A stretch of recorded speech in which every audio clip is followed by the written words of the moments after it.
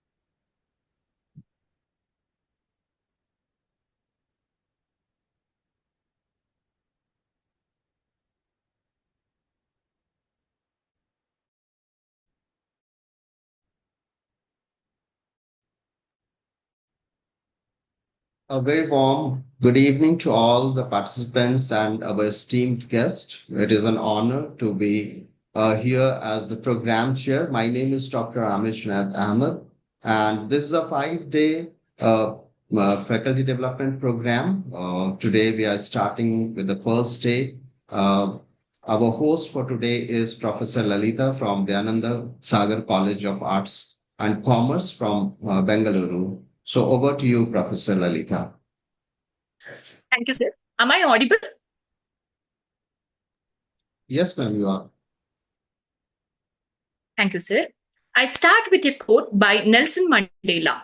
Education is the most powerful weapon which you can use to change the world. A very good evening to one and all. Welcome to 1 week online FDP and workshop on a future of AI in education, enhancing teaching and learning, organized by Saradha Gangadharan College in association with AMIEE and CMAOI Association. I am Lalitha, Assistant Professor in the Department of Commerce and Management, Dayanand Sagar College of Art, Science and Commerce. I will be your session host for today. The Faculty Development Program and a workshop on the future of AI in education, enhancing teaching and learning, is a comprehensive initiative designed to equip faculty members and educational professionals with the tools, knowledge, and strategies to integrate artificial intelligence into the classroom. The program aims to explore innovative approaches to teaching and learning, focusing on leveraging AI to improve students' engagement, personalize learning experiences, and enhance educational outcomes. This FTP targets educators across all disciplines and levels, offering insights into AI-powered educational tools, data-driven teaching method, adaptive learning system, and ethical implications on AI in education. It will cover practical applications of AI, including automated graded system, intelligent tutoring, and virtual learning environments. Additionally, the program will emphasize the importance of digital literacy, AI integration in curriculum design, and fostering a growth mindset for both teachers and students. With this, on behalf of CMAOI collaboration with AMIEE Association, it's my pleasure to welcome all the dignitaries. Program Chief Patron Sri G. Swaminathan, Sir is the Chairman in Saradha Gangadharan College, Pondicherry. We welcome you, sir. Program Patron, Dr. S. Fazili Raja, Vice Chairman, Saradha Gangadharan College, Pondicherry. We welcome you, sir. Program Convener, Dr. S. Babu, Principal, Saradha Gangadharan College, Pondicherry. We welcome you, sir. Program Co-Convener, Dr. K. Anuradha. Ma'am is a HOD and Associate Professor in the Department of Corporate Secretaryship, Saradha Gangadharan College, Pondicherry. We welcome you, ma'am. Program Chair, Dr. Ahmed Junad Ahmed. Sir is the Secretary in CMAOI Association and featured in FORBES Times Excellence Award. We welcome you, sir. Program Advisory Committee, Dr. R. Satish Kumar. Sir is the Professor in the Department of MBA and Research Center, Surana College Autonomous, Kengeri, Bangalore, Karnataka. We welcome you, sir. Miss Sabiha Fatima, System Analyst, Advisory Committee, AMIEE Association. Ma'am is a lifetime member of AMIEE Association. We welcome you, ma'am. Program Keynote Speaker, Dr. Sheba P.S. Ma'am is a Dean Academics and Research, Associate Professor and Head of the Department of Computer Science Engineering, Lokmanya Tilak College of Engineering, Mumbai. Ma'am is a lifetime member of AMIEE Association. We welcome you, ma'am. Before starting of the program, I would like to give a key highlights of Saradha Gangadharan College. Saradha Gangadharan College, established in 2001 in Pondicherry, aims to provide a value education in arts, commerce and science, particularly for students from economically disadvantaged backgrounds. Affiliated with the Central University of Pondicherry, it started with 4 undergraduate courses and has since expanded to offer 9 undergraduates and 4 postgraduate programs. The institution emphasizes holistic development through co-curricular activities such as NSS, Red Track, and Red Ribbon Club, Women's Cells, and Sports, and support a student placement through an active placement cell. With a vision to become the preferred educational institution in the region, it ensures high-quality teaching, learning, and student support. Apart from that, the collaboration with Commerce and Management Association of India is a prestigious professional organization dedicated to advancing education and research practices across India. CMAOI is a dynamic platform fostering networking, knowledge sharing, and collaboration within commerce, management, and technology. Our esteemed association boasts a membership of over 600 individuals, encompassing leaders from various domains, including head of the department from renowned colleges and university, as well as professionals from the industry. Join us in shaping the future of commerce, management, and technology through a collective expertise and shared vision. Being a member of Commerce and Management Association of India, I proudly call as I am a lifetime member of this association and got a several benefit being a book chapter author as well as hosting for today as a technical session, as well as I was a resource person for many FDP and workshop.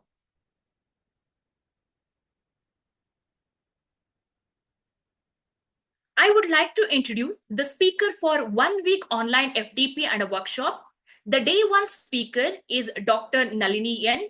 Ma'am is a professor in the Department of Computer Science Engineering, Nitte Meenakshi Institute of Technology, Karnataka. Ma'am is a lifetime member of AMIEE Association, as well as ma'am is going to talk on a topic called Introduction to AI in Education. The day 2 speaker is Dr. Chetan K.R. Sir is the professor and head of the department for artificial intelligence and machine learning. Sir is working in Jawaharlal Nehru College of Engineering, Shivamogga. Sir is also a lifetime member for AMIEE Association. Sir is going to talk on a topic called AI-driven teaching methods and tools. The third day speaker, Dr. Sandhya N. Ma'am is a professor and HOD in the Department of Computer Science Engineering, Dayanand Sagar Academy of Technology and Management, Karnataka. Ma'am is also a lifetime member for AMIEE Association. Ma'am is going to talk on a topic called AI for Teachers, Enhancing Pedagogy and Productivity. Followed by Dr. Yalagada Anuradha, ma'am is an associate professor, Department of Computer Science Engineering, working in Gayatri Vidya Parishad College of Engineering Autonomous, Andhra Pradesh. Ma'am is also a lifetime member of AMIEE Association. Ma'am is going to talk on a topic called AI for Research and Institutional Development. On a fifth day, Dr. R. Anuradha, ma'am is a professor, Department of Computer Science Engineering in Sri Ramakrishna Engineering of College, Tamil Nadu. Ma'am is also a lifetime member of Commerce and Management Association of India. Ma'am is going to talk on a topic called Hands-on AI Application of Future Trends. When it comes for the host for the day one, I, Lalitha, Assistant Professor in the Department of Commerce in Dayanand Sagar College of Arts, Science and Commerce. For a day two host is Parimala, Assistant Professor in the Department of Commerce in Dayanand Sagar College. Day three host is Vidyashree S. In the Department of Commerce, Assistant Professor in Dayanand Sagar College.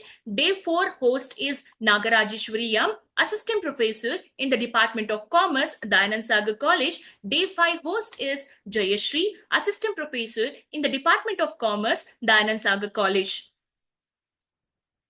Now, I would like to introduce a program keynote speaker, Dr. Sheba P.S. Ma'am is a Dean Academic and a Research Associate Professor and Head of the Department of Computer Science and Engineering, Lokmanya Tilak College of Engineering, Mumbai. Ma'am is a lifetime member of AMIEE Association. She has been associated with the Institute for the last 15 years.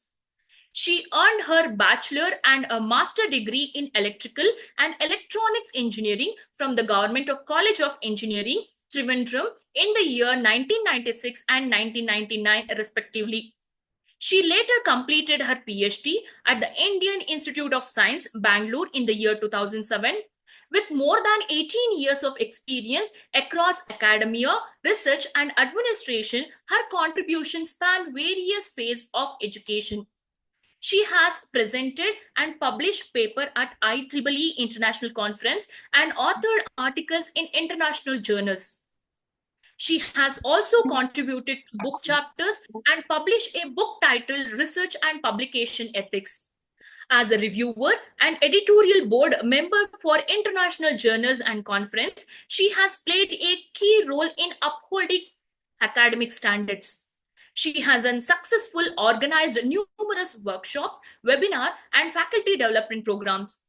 Ma'am has held various leadership positions, including a NAC coordinator in the year 2017 and internal quality assurance cell coordinator, where she contributed to the successful completion of NAC accreditation cycle 1 and 2.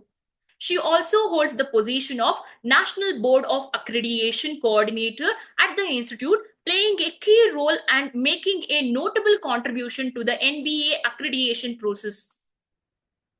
She has held key role at the University of Mumbai, serving as a chairperson of a syllabus revision committee and a member of the result moderation committee. Currently, she is the chairman of a board of studies in a computer science and engineering at Lokmanya Tilak College of Engineering, an autonomous institute. She also served as a vice president of the institution innovation cell at the institute. She is recognized as a fellow of IETE and is also a life member of ISTE. Ma'am, we are proud to have you with us today for today's program. Over to you, ma'am.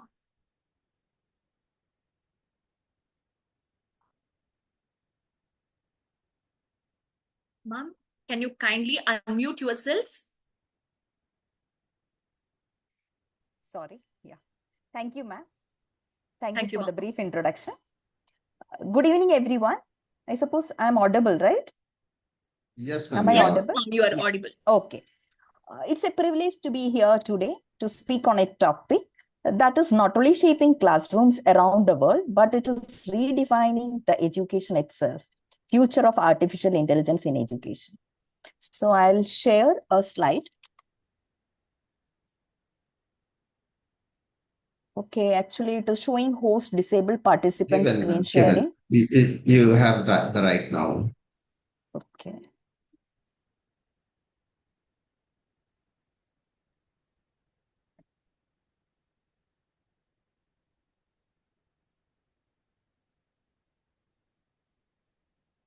Is the screen visible? Yes, ma'am. Yes, It is visible. Okay, thank you. So here the FDP is for Future of AI in Education, Enhancing Teaching and Learning. I'll just brief about it. So technology will not replace great teachers, but technology in the hand of great teachers can be transformational. This is the word given by George Couros. So coming on to why AI, why we need AI. So basically now AI, there is a surge in the daily life. So it is not a futuristic concept. It is no more a futuristic concept because it is embedded in our daily lives, from smart assistants to personalized recommendation, reshaping how we live, work, and learn. As we all know that post-pandemic, it accelerated digital transformation in education. So what was once optional became essential now. So virtual classrooms, digital content, and data-driven tools became the new norm. Now everyone is familiar with all those things. So pressing the educational challenges today's classrooms are struggling with. See, one size fits all approach that fails to meet diverse student needs. That means in a classroom, there are diverse students. So one size fits all approach is not good. So another one is because of the growing administrative work and the instructional demands, teachers are burning out. Another one, which is the challenges, it is the lack of real-time feedback that is making it harder to adapt teaching to student progress. What is AI? What is everyone is interested in artificial intelligence? What is it basically? So basically, it enables machines to think or act intelligently. It is nothing but a machine which mimics human cognitive functions such as reasoning, learning, and problem solving.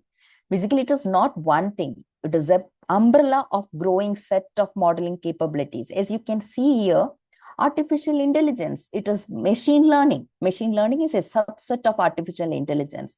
We can have supervised learning, unsupervised learning, reinforcement learning, deep learning. Another one is knowledge-based systems, wherein which linked system, intelligent agents, expert systems. Another AI is called computer vision, wherein which we can restore image, we can do motion analysis, we can reconstruct the scene, recognition. Another part is robotics, can be climbing, actuation, locomotion, sensing. Another one, artificial intelligence comes, it is natural language processing. So text and speech processing, automated planning and scheduling, automated planning, automated scheduling, optimization. There are various optimization techniques where this artificial intelligence use, particle swarm optimization, it can be genetic algorithm. So several optimization algorithms are there. Then components of AI, it is knowledge representation and reasoning. It can be perception, action, communication, planning, learning. So there are various types of AI. Artificial super intelligence is there. Artificial general intelligence is there. Artificial narrow intelligence is there. So this is the umbrella of artificial intelligence. So it integration it into the teaching practices and academic system is paving the way for a more efficient, engaging, and learner-centric future. So now coming on to the definition of AI, some say it is human-like reasoning. What is meant by human-like reasoning? So as we can see, humans have this ability to draw conclusions, deduction, solve problems. So this AI can mimic the human nature. They can draw conclusions, solve problems in the same way as human cognitive processes. For example, visual perception, speech recognition, learning, decision making, natural language processing, etc. can be done by these machines. So actually those educational applications will be able to converse with the students and teachers. They can co-pilot activities unfold in the classrooms, and AI can take actions that impact students and teachers in a more broad sense. So there will be more opportunities to do things in a much better way that we do today. And there are certain risks also associated with this that we have to anticipate some risk. Another definition is for AI, you can say it is an algorithm that pursues a goal. What is that one? So AI systems and tools, generally it identifies patterns and choose actions to achieve a given goal. So this pattern recognition capabilities and automated recommendations will be used to impact the educational process, including maybe student learning or the teacher instruction or the decision making. Everything can be made by means of AI. Example, today's personalized learning system, as you know that there are lot of personalized learning system available. So that can recognize that a signs that a student is struggling, and maybe it can give recommendations for alternate instructional sequence. So based on the student's requirement, the AI can suggest, recommend alternate instructional sequences. So another one is, when we talk about the algorithm that pursues a goal, artificial intelligence, see, some human involvement is also required. The humans must determine the type and degree of responsibility what we grant to the technology and education process. So suppose a teacher says, display a map of Greece on the classroom screen. So what does this AI do? AI will be choosing among AI it will be scanning through lot of images, hundreds of maps, and it will be selecting one that worked well in similar classrooms, which will be having desirable features for students learning. That is what this AI do. But we have to, so this may not be the case always. So for example, suppose a teacher wanted to ask the students to get some historical event. So sometimes you can't completely believe or depend on this AI because they can create some false facts also. So steering students toward inaccurate depositions of historical event found on the internet. So educators have to choose not to utilize AI-enabled systems or the tools given the risk. So there are certain risks also associated with it. So instructors or the teachers should be able to identify it. So here, suppose, the human view of agency, pursuing goals, reasoning, including human abilities to make sense of multiple contexts. So human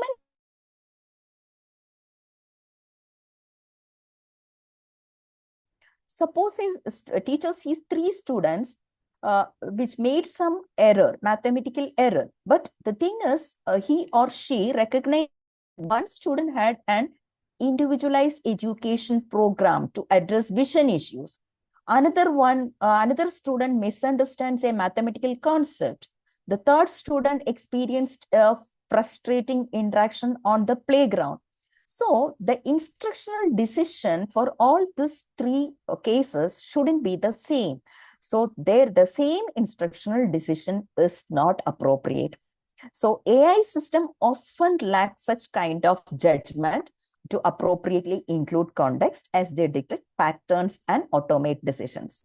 So there are certain limitations for AI systems also. It varies from problem to problem that we have to see to it. Another one is intelligence automation. So intelligence automation is nothing but it is enhancing human capabilities through AI technology. It is not like replacing the human with AI. It is like, combining human expertise with some machine intelligence so as to improve the decision making or to automate tasks and provide data-driven insights. So AI may help teachers to make better decisions because computers can notice patterns that teachers can't. So when a teacher and student agree that the student needs reminders, an AI system may provide reminders in whatever way students want it.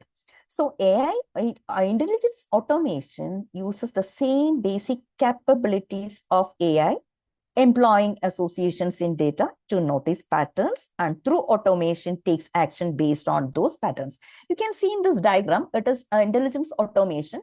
It is humans and machines works together. So that you can see that AI will help in enhancing the human capabilities. That is what is meant by augmented intelligence. Now, AI systems enable new forms of interaction. So, as you know, in educational system, when it is AI enabled, so it will be their ability to support natural interaction during teaching and learning. So basically in future, we can see that with AI, interactions may become more natural. It seems like human to human interactions. So a teacher may speak to an AI assistant and it may speak back. A student may make a drawing and the computer may highlight a portion of the drawing. A teacher or student may start to write something and the computer may finish that sentence. So as you can see that nowadays when you are drafting email, for example, in Gmail, you are drafting the mail. So when you start typing, it will be automatically giving the suggestions, or it will be completing the sentence. That is the programs. So email programs can complete thought faster than we can type them. So before we type them, it is giving us the suggestion. So such kind of things. So basically AI interactions with computers are likely to become more human to human interactions. So when we talk about AI in education, so it can be used in intelligent tutoring systems. It can be used in curriculum planning. It can be used in learning analytics. It can be used in content recommendation. It can be used as chatbots and virtual assistants. Or it can be used for automating grading and assessment. It can be used in intelligent tutoring systems. So those are the various ways by which we can use AI in education.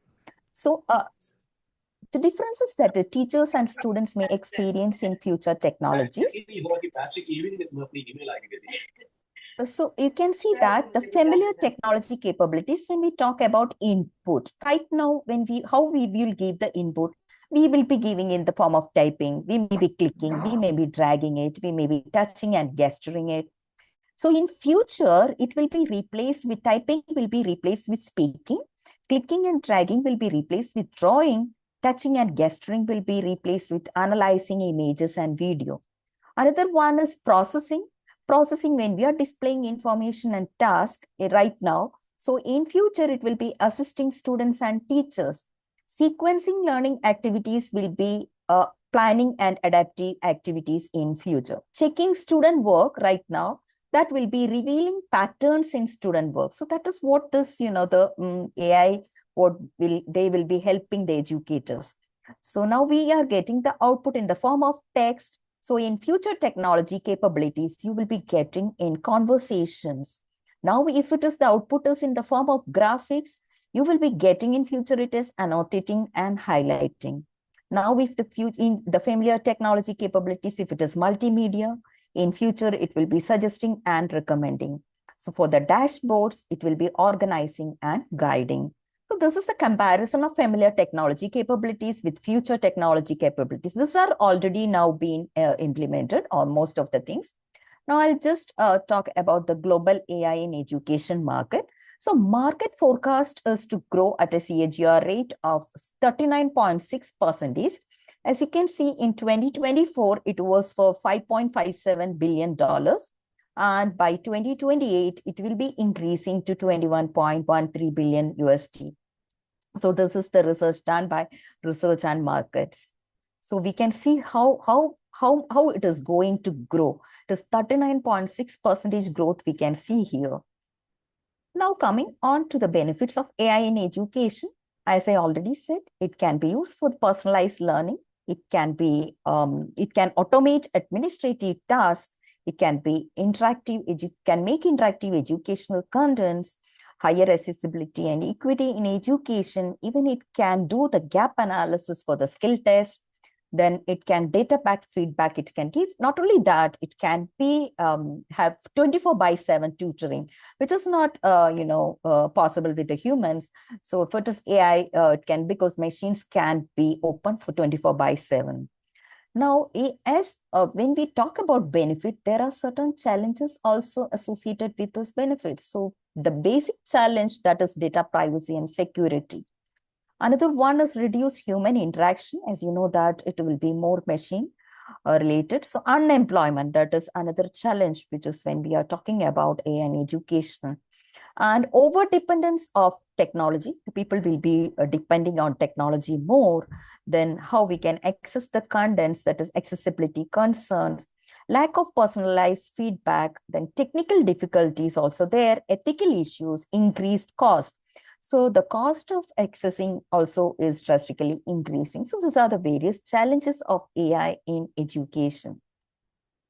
So coming on to the conclusion, AI is not here to take away the human element in education. It is here to strengthen it. As educators, learners, and innovators, it is our responsibility to harness this technology thoughtfully, not just to make learning more efficient, but to make it more human-centered, inclusive, and inspiring. Let us not fear the future of AI in education. Let us design it. Thank you. Before I conclude, I would like to thank the organizers for this wonderful opportunity. Um, the organizers, AMIEE, CMAOI Association, Saradha Gangadharan College for this wonderful opportunity. AMI is efforts in bringing together educators, innovators, and thoughtful leaders to discuss the future of education is truly commendable. It has been an honor to be part of this inspiring platform. Thank you once again for making this event possible and impactful. I hope this FDP will be beneficial to all the participants. My best wishes to all of you. Thank you. Thank you, Mom. Thank you for sharing your knowledge with us today.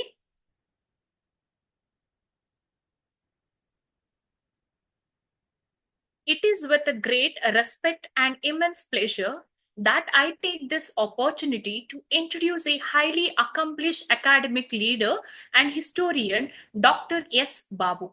Sir is the principal of Saradha Gangadharan College, Pondicherry. He is an academician and a reliable administrator, bringing with him over 31 years of experience in teaching and more than 4.5 years of experience in a college administration. His journey in academia stands as a testament of dedication, discipline, and a deep commitment to educational excellence. Prior to joining Saradha Gangadharan College Institution, Dr. Babu held several key positions, including principal of PKAC and IGCAS, where he played a pivotal role in initiating NAC recreation process and nurturing an environment focused on academic development. During his leadership, significant initiatives like establishment of an NCC Army Wings for Boys and numerous student welfare programs were successfully launched. His academic roots are equally commendable. A gold medalist in both BA and MA history from renowned Madras Christian College and PhD holder from Pondicherry University, with his research focusing on a seaborne trade of India and English East India Company. A prolific scholar, Dr. Babu has authored 3 influential books and has published around 50 research articles in national and international journals. In recognition of his dedication to youth development and community services, Sir received the prestigious NSS National Award in the year 2022, presented by the President of India at Rashtrapati Bhavan. As a principal of Saradha Gangadharan College, Dr. Babu continues to lead with the vision, integrity, and a passion for holistic education. Sir presence in this FDP is truly valuable, and we are privileged to have his guidance and leadership as we strive for academic excellence. Sir, we are truly honored and blessed to have you with us today. Over to you, sir.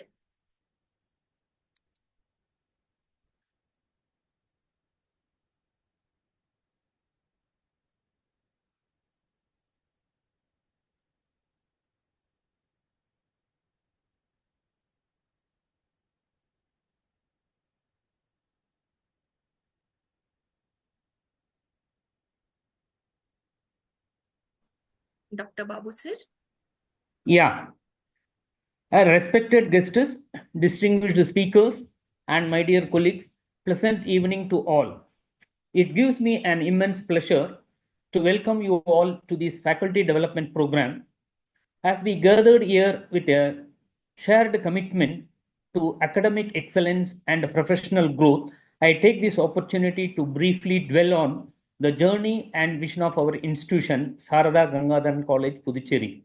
It was founded with a clear and noble mission to provide a valuable, value-based education in the fields of arts, commerce, and science with special emphasis on supporting students hailing from economically disadvantaged backgrounds. We are proudly affiliated with the Central University of Puducherry.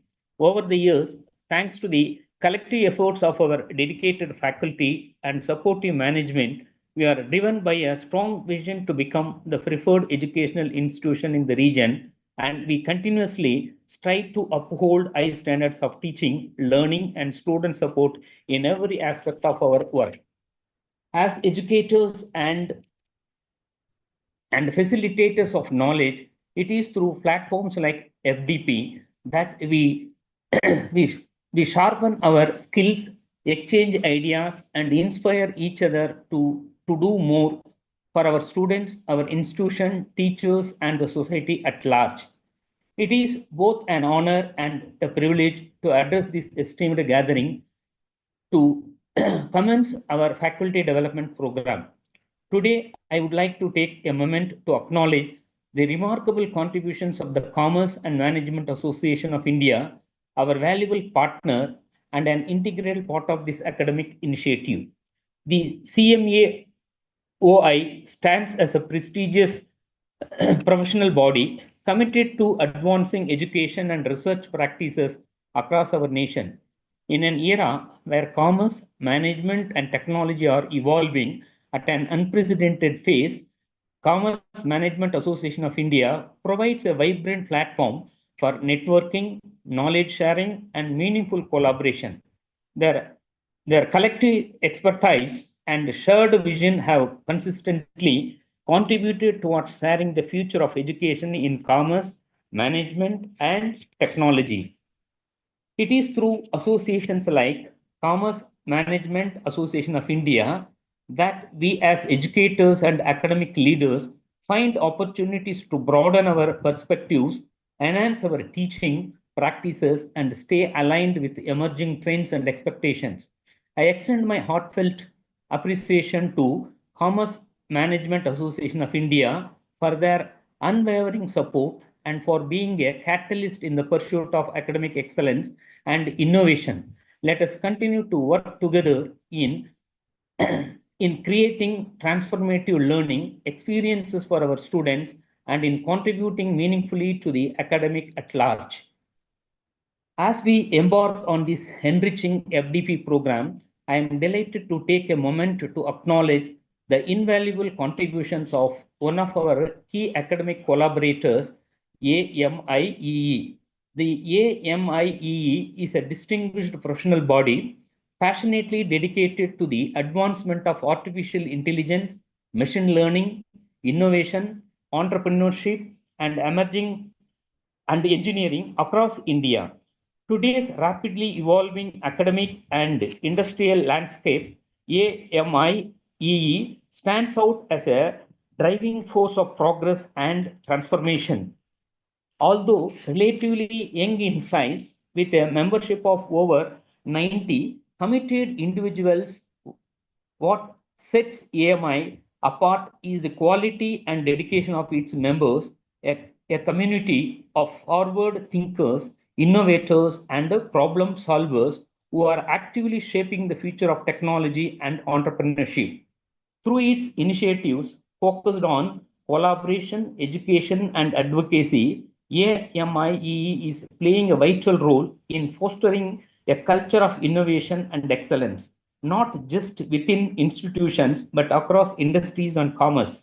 Further, I am happy to introduce Dr. Amir Junaid Ahmed, Secretary of Commerce and Management Association of India, one of the most dynamic personalities joining us today. He is a multifaceted professional whose contributions span across education, entrepreneurship, and thought leadership. He currently serves as the Secretary of the Commerce and Management Association of India, a vibrant platform fostering collaboration and knowledge sharing in the fields of commerce, management, and technology. Beyond his significant role in academia, he is also a renowned TEDx speaker, and his inspiring journey has been featured in Forbes, a testament to his impactful work and visionary mindset. In 2021, He was recognized with the prestigious Times Excellence Award.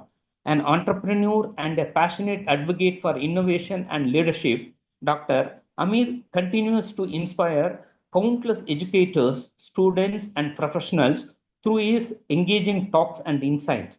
We are indeed honored to have him with us today, and I am confident that his presence and passion and perspectives will add immense value to this FDP.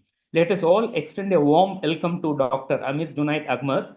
Further, I extend a warm welcome to all the key speakers who have been already introduced in the beginning: Dr. Shiva, Dr. Nalini, Dr. Chetan, Dr. Sandhya, Dr. Y. Anuradha, and Dr. Anuradha. Then I also extend a warm welcome to other teachers within Pondicherry and outside Pondicherry for joining in this FDP program, and I hope that all will get immensely benefited out of this program. Further, I would like to congratulate the head of the Department of BCom Corporate Secretaryship of Saradha Gangadharan College, Dr. Anuradha, and her team of staff members for organizing this program in a wonderful way, in a befitting manner, to immensely benefit our faculty members. So on this occasion, once again, I thank the organizers for giving this opportunity, and also I wish all the staff members and the participants and the guests should have a very good evening and a pleasant evening to enjoy the academic atmosphere in this arena. So thank you one and all for the opportunity that is given to me. Wish you good luck in all your academic endeavors. Thank you. Thank you, sir, for sharing your expertise and insights with us today. Welcome, madam. Thank you, madam. Thank you, sir.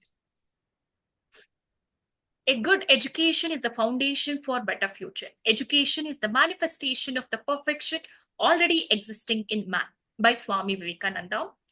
Without making any delay, I would like to introduce the speaker of today's faculty development program, Dr. N. Nalini. Dr. N. Nalini is a professor in the Department Computer Science Engineering at Nitte Meenakshi Institute of Technology, Bangalore. She received her MS from BITS Pilani in the year 1999 and PhD from Vishweshwaraya Technological University in the year 2007. She has more than 26 years of teaching and 19 years of research experience. She has numerous international journal and conference publications, books and books chapter and patents to her credit, and received Bharat Jyoti Award by India International Friendship Society, New Delhi on the year 2012 from Dr. Bhishma Narayan Singh, former governor of Tamil Nadu and Assam. She received the Dr. Abdul Kalam Lifetime Achievement National Award for Excellence in Teaching, Research Publication, and Administration by International Institute for Social and Economic Reforms, Bangalore, on the year 2014.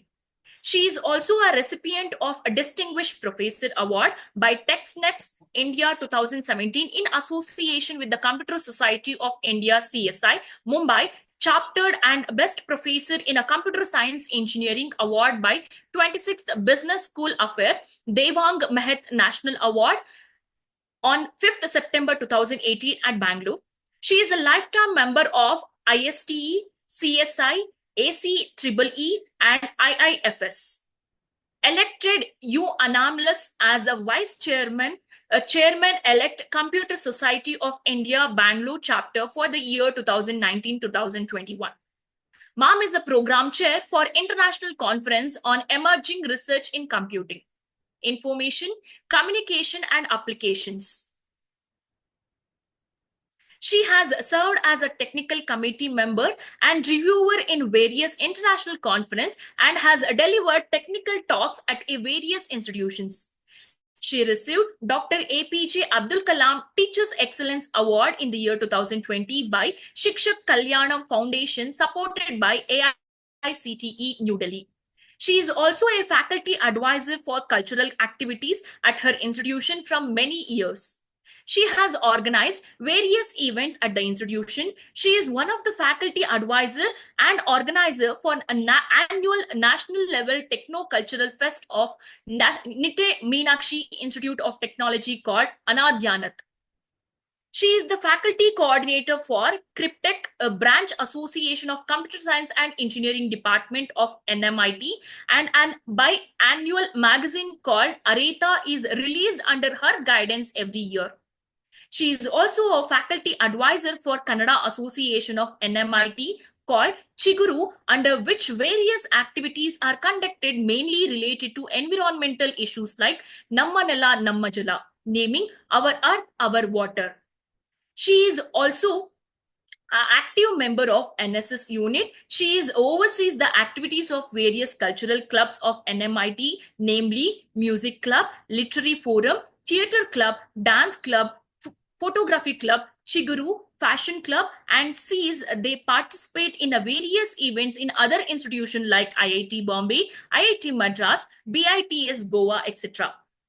Recently, her name featured in AD, a Scientific Index 2022 ranking.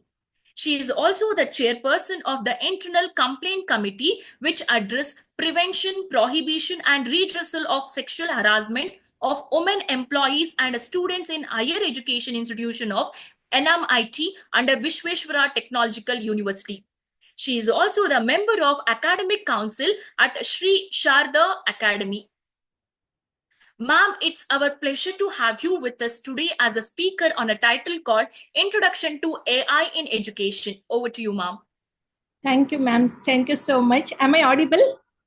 Yes, ma'am, you are audible. Okay, thank you so much. Thank you, sir, for inviting me.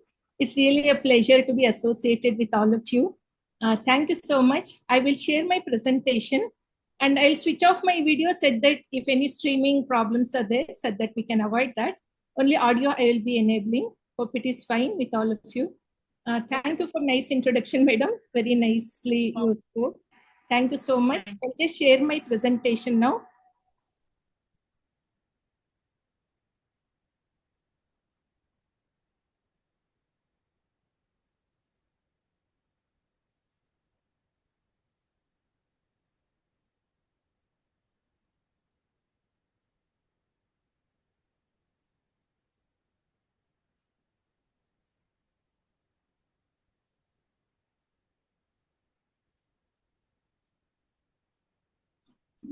I'm not able to share.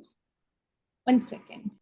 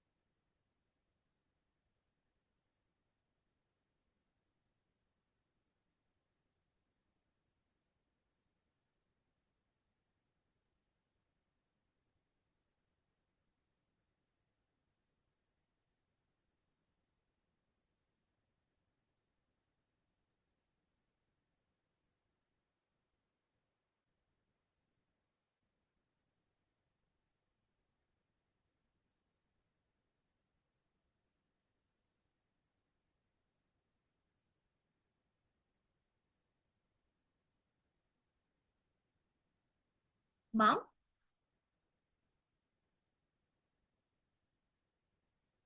Nalini, ma'am? 1 second. May I request sir only to share from your side? I think there is some technical problem here. I have shared the PPT with sir. Give me one moment, ma'am. I'll share. Yes, sir.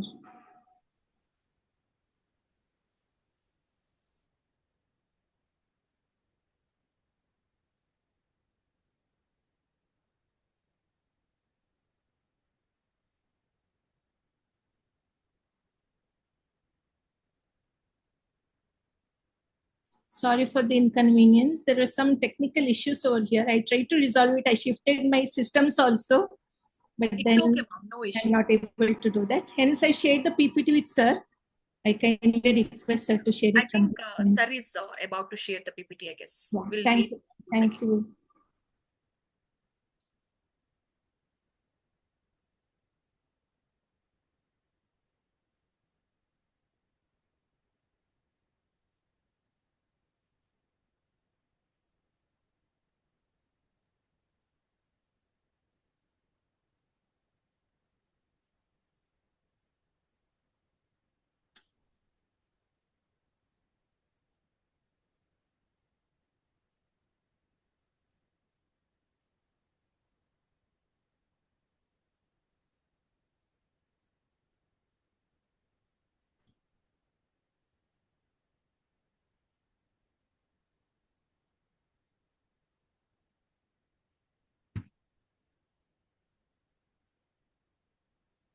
Yeah, thank you so much. Hope it is visible to everyone. Yes, ma'am. Yes, it is visible. Once again, I'm really sorry for this technical inconvenience. No issue, Thank ma'am. you, Amir sir, for taking your time and sharing this. So let me Yes, continue. ma'am. Then we can start now. Yes, sir. Thank you so much, sir. A very good evening to all of you. Myself, Dr. Nalini N, professor in the Department of Computer Science and Engineering at Nitte Meenakshi Institute of Technology. Sir, can you move to the screen view mode?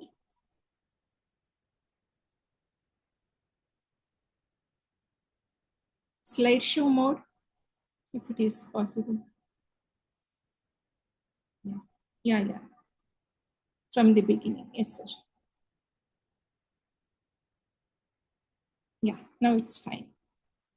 So I think I will be troubling you to move to the next slide.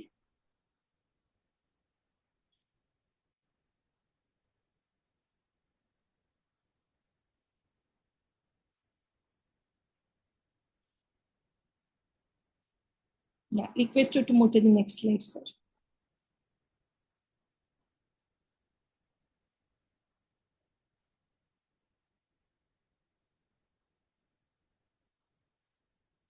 Yeah, thank you so much. I just want to bring to your kind notice that just a recent news, just yesterday's or day before yesterday's, you know that China starts training 6-year-olds in AI to develop future tech leaders like DeepSeek's Liang Wenfeng. Just imagine they want 6-year-olds from then onwards to learn AI. Beijing is training elementary school students in artificial intelligence, including chatbots and ethics, with new curriculum plans.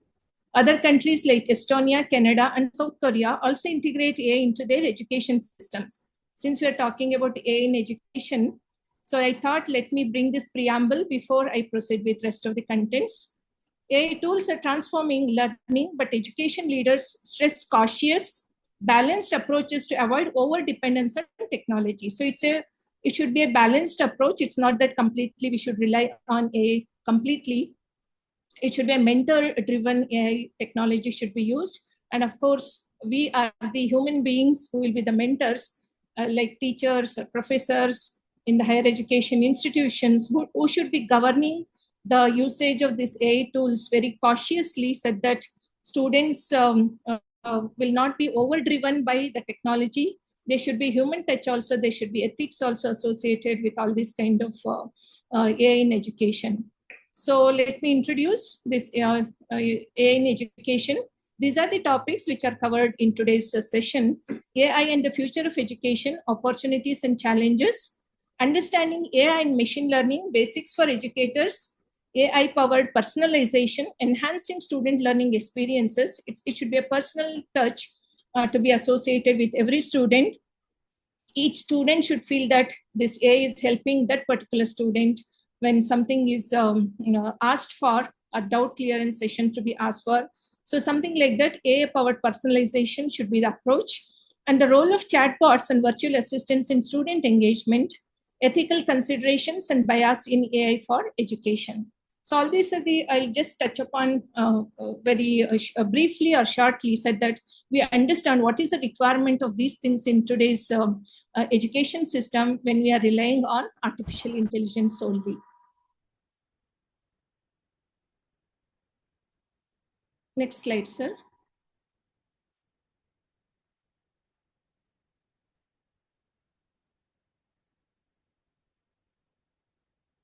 So let me start with what is artificial intelligence. Madam also had covered, Dr. Shiba Madam covered about this. Let me reintroduce that.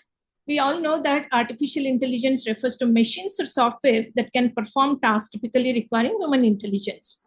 So these include problem solving, understanding the language, recognizing the patterns, and learning from the data. So we all know already, like those are in engineering education or data analytics side, how this machine learning and artificial intelligence are helping us to solve the problems. And AI can be rule-based or use machine learning to improve performance over the time.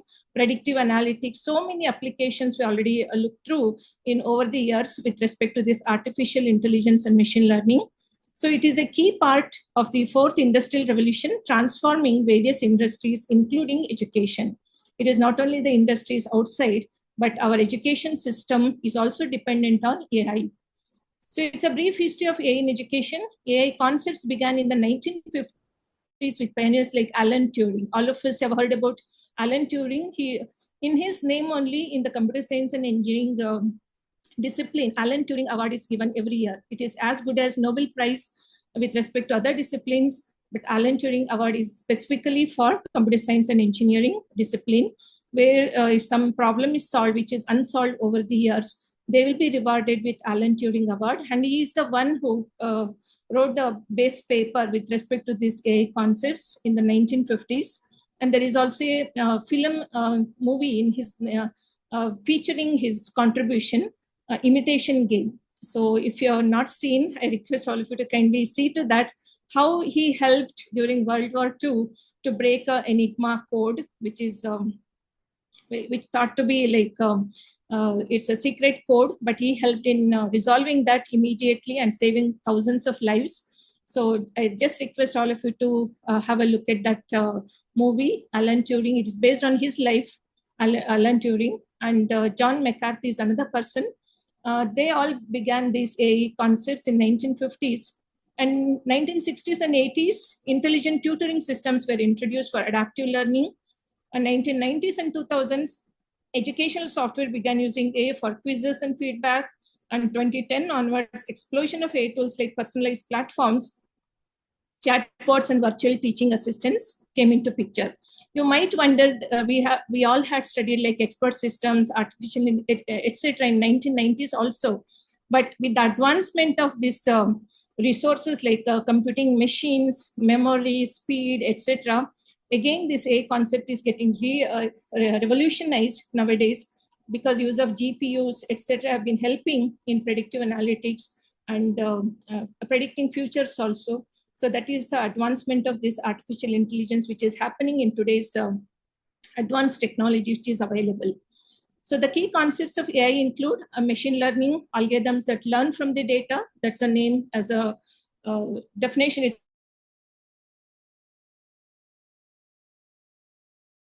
With those learning algorithms are already in place and people are already using them, like Meta AI.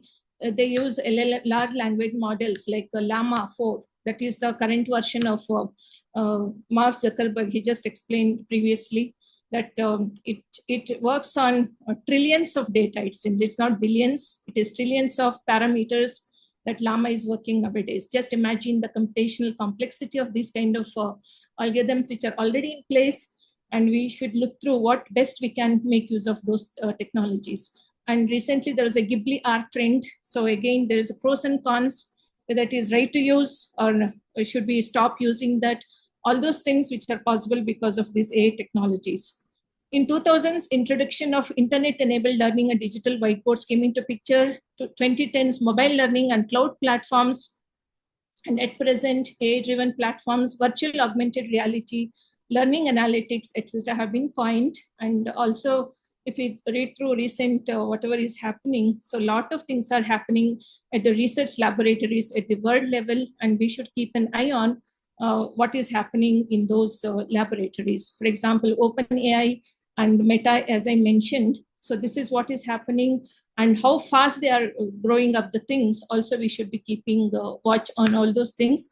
And what is best for our generation, that should be made use of. Otherwise, it will be disastrous. If it falls into the hands of wrong people, that also we should look into it. That's also ethical part, right? So that also I'll be speaking in few of the slides in the next slides. I request sir to move to the next slide. So applications of AI in education. So specifically, we're talking about education. So therefore, adaptive learning platform should be there, like a Dreambox that is already available, and Smart Sparrow. I will be mentioning a lot of tools in the end. So these are some of the examples right now. AI tutors that provide instant feedback, that is more important, right? Students learn something today, and if they get the feedback after 6 months, there is no use of that. So therefore, instant feedback mechanism should be there, whenever these AI tutors are made use of. And automated grading systems is the thing. So it will ease the task of the teachers, but again, in a mentoring way, it should be done. It is not completely to be dependent on these kind of AI tools which are available. And learning analytics to track and improve the performance. So it should be student-centric, and there should be analytics given at regular intervals to track and improve the performance and provide supplements to the students saying that in this place, there is something which is lacking, the grading or whatever the understanding capability. So therefore, supplemental material should be provided to the student to learn through that and again reattempt the quizzes or examinations process so that a good grading can be obtained. The thing is not only getting grading system, but understanding of the concepts and applications of the concepts is more important over here. So that kind of tracking mechanisms are already available in most of the courses which we already are taking it. For example, Simply Learn, Coursera, etc. Lot of multiple instances or facilities are given to you so that you relearn it and again attempt it. The ultimatum is learning the things, not just grading, getting the grades in the schooling, but how far it is applicable to our education system. One should look through it. Can one completely rely on online courses only? Should there be a human touch, physically the teacher should be available is a debatable thing, but only the time can tell how best the AI platforms or tools can be made use of.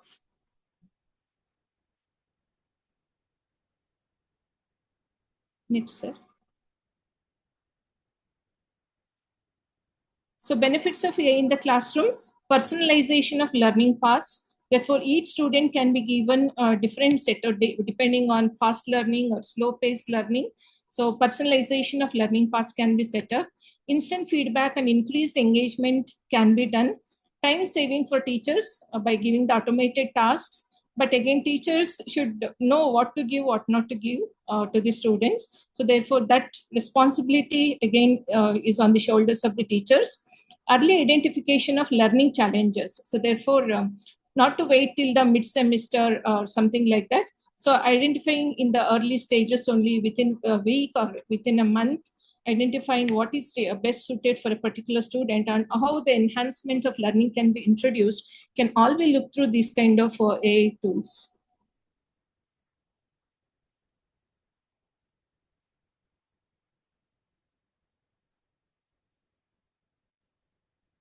Please move to the next slide, sir. So these are the real world examples, K-12, higher ed, all those things are available. And also this Carnegie Learning in AI in Mathematics Education. This is developed by Carnegie Mellon University of USA. Coursera, all of us, most of us know about this, and edX platforms, AI-based recommendations, then Century Tech, personalizing curriculum, ChatGPT, AI tool for writing assistance. Most of us already might have used ChatGPT for various purposes. But again, you should know whether what ChatGPT is giving is right or wrong. So though it gives, it appears that everything is perfect, but sometimes it also gives a statement saying that everything is not correct what ChatGPT gives. So it again depends on the human intelligence to analyze it and make best use of those things. Again, job is on the user who uses these kind of tools. Next. So global trends and adoption, as I mentioned just now, China, national AI curriculum, they want from 6th grade student itself, 6-year students itself to start learning about these AI concepts as well as AI tools. So they are just visualizing future that everywhere it will be used, it should be used, and etc. So therefore, I think they are ahead in thinking. And but again, how best the technology will affect the students should be looked into. Therefore, there should be a platform and people associated who should look through very carefully the impactfulness of all these things over a period of time. And that's how it should be regulated. Regulatory system should be available and looking into the aspects of whether it is really helping the students to where it should be introduced, at what point it should be introduced. Everything should be looked into by taking the experts' opinions. But right now, China is thinking ahead and they want everybody from 6th year only itself to learn these AI kind of tools and concepts. And USA integration in K-12 and universities. So at least they are at the farther side, not from the 6th year onwards itself. So at least in K-12 and universities. Europe, policy-driven adoption for AI in education, growing AI EdTech market with global reach. So these are the global trends which are happening. I think the experts like every one of us, for example, should look through what is best and where to introduce, when to introduce all these things. It's a collaborative effort of all the teachers, all the professors associated with engineering institutions or otherwise. I'm not only talking about, since I'm from engineering background, I'm trying to tell about engineering perspective, but higher education perspective, then from the kindergarten perspective also. If it is really required, can that be made use of from then onwards is a debatable topic. But again, it depends on at the national level, somebody has to look into this kind of a policy-driven adoption for AI in the education. I think in the near future, this AI, one cannot escape from the consequences or usage of this AI. So therefore, it should be introduced at regular intervals. That's what I feel. So therefore, this is a global trend now, and adoption is the key. So therefore, one should be looking forward to adoption of this AI in education. Next slide, sir.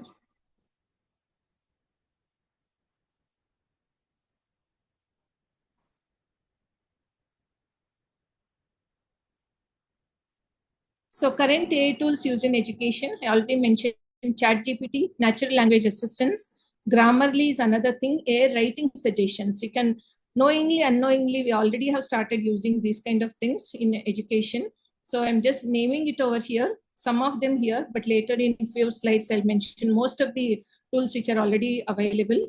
Khan Academy, most of us have already learned about Khan Academy, and sir is the person who is providing education freely worldwide, and he's a very renowned person, Mr. Khan, and Khan Academy is providing so much in the educational field.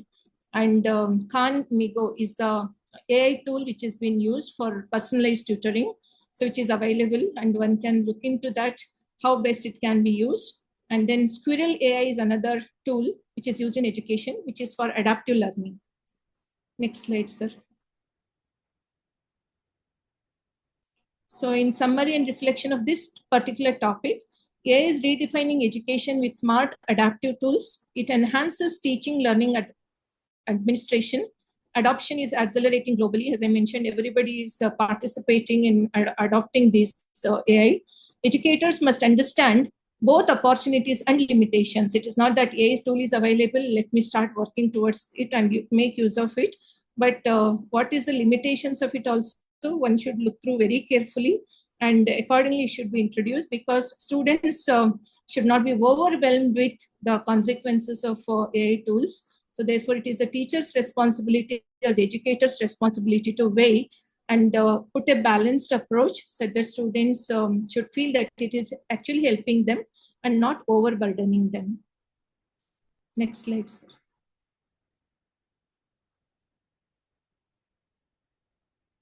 Next. So in between, some of the posters I have mentioned over here.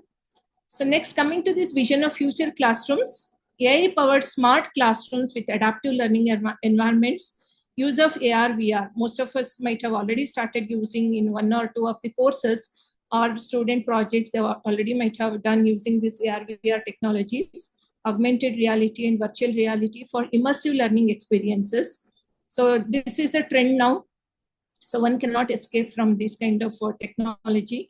So we should start using this kind of technology, drone technology, so where we can introduce a lot of AI algorithms. Like a few batches of my students are already working using AI technology with respect to image processing, the number detection, number plate detection, where criminal activities, something like that. I mean, you can just name it, and accordingly it can be made use of with highest precision. And where there is a human-wild conflict, for example, human and wild animals, they just come into human environment.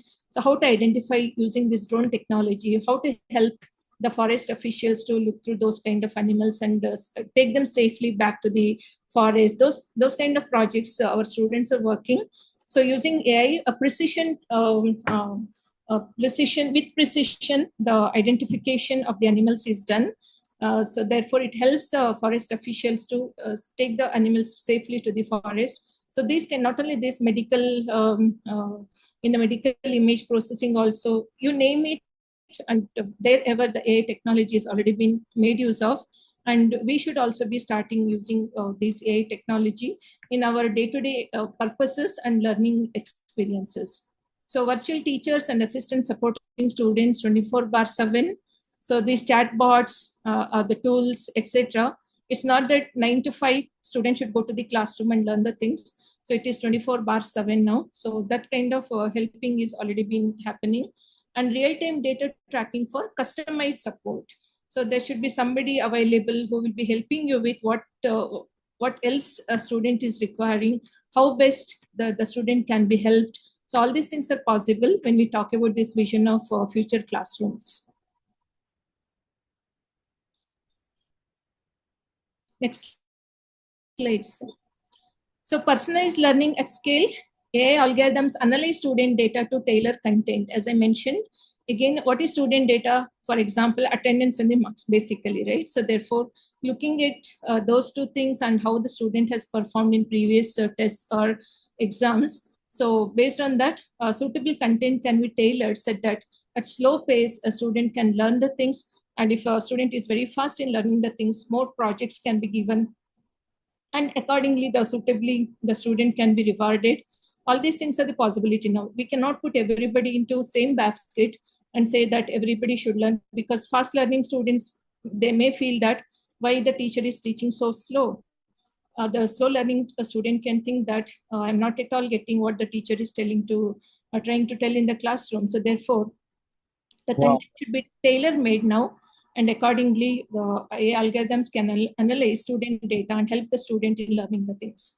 Learning paths adjust based on student progress and preferences. Scalable solutions for diverse classrooms improves motivation and outcomes. Sometimes if the students is feeling so low while learning, so many other types of like quizzes can be asked that the student gets motivation and outcomes can be increased. Next slide, sir.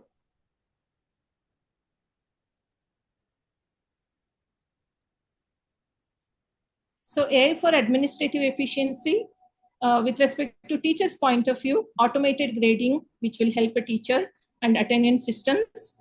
AI helps schedule classes and manage resources. If you have used Google Classroom, for example, already a lot of AI tools can be introduced over there.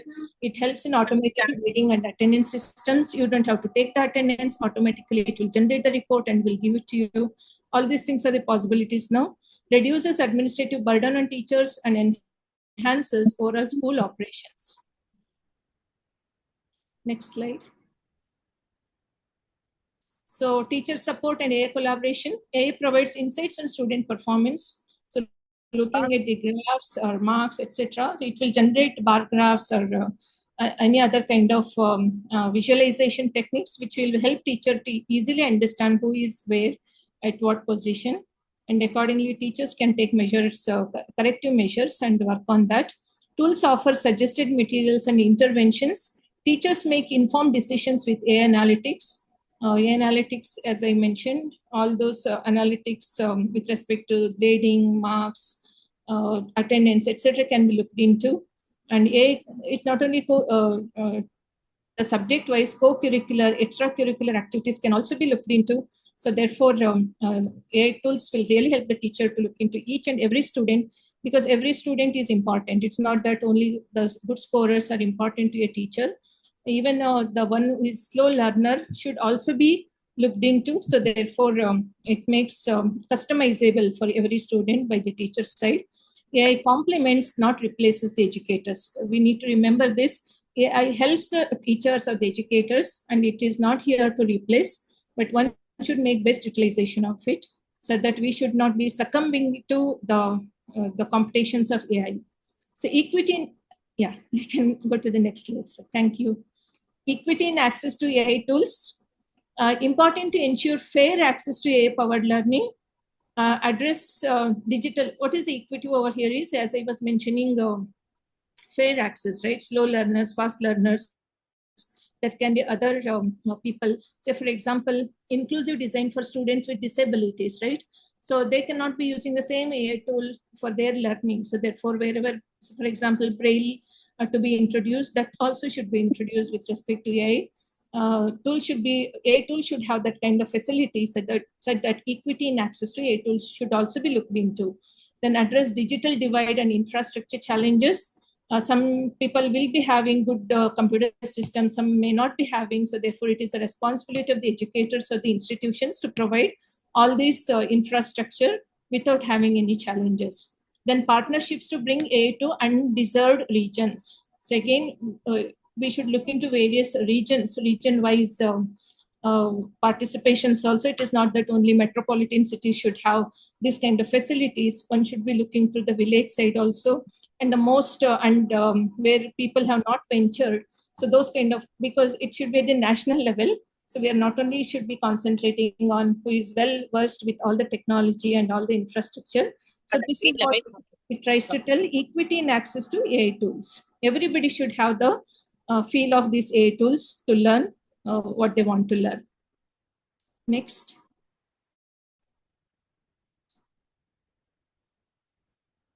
Next slide.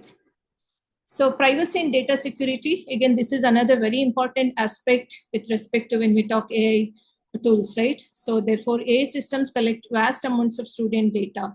So one example I want to tell, Ghibli art, only we all have been able to do it because it was a trend very recently. We used to upload our face, our photos, etc., right?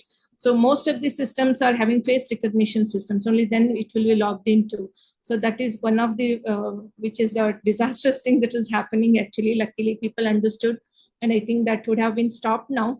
But knowingly, unknowingly, we are giving all our information to some third party. They will be making use of for targeted advertisements or targeted information gathering, etc. So one should be very careful while giving the data.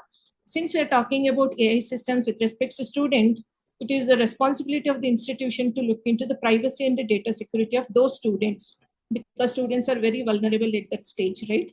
So therefore, this also should be looked into very carefully. Strong data protection policies are essential. Need for secure platforms and transparency. Educators must understand digital responsibility. So it is not that some AI tool is available, I will give out all my students' data. That should not be the case, because we don't know where and all it is going to end up, right? So therefore, educators must understand digital responsibility. It is the responsibility of the institutions who provide these educations. They should know that the students' data is not leaked to third parties. So that infrastructure also should be looked into, and strong data protection policies to be put up in place so that students' data is not getting leaked out. So next.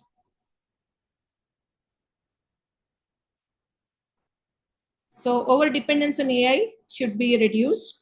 Risk of reducing human interaction in learning. Students may become overly reliant on technology. They may feel that anyhow, I'm having AI tool, that is more than enough. You award the degree for me. I have scored this much. All those things may be there, but critical thinking and creative must be preserved, and we should balance. Human plus AI is the best outcome. It's not only AI, but human intervention is very, very important. Teacher's role is more important when AI tools are used. So therefore, it should be balanced.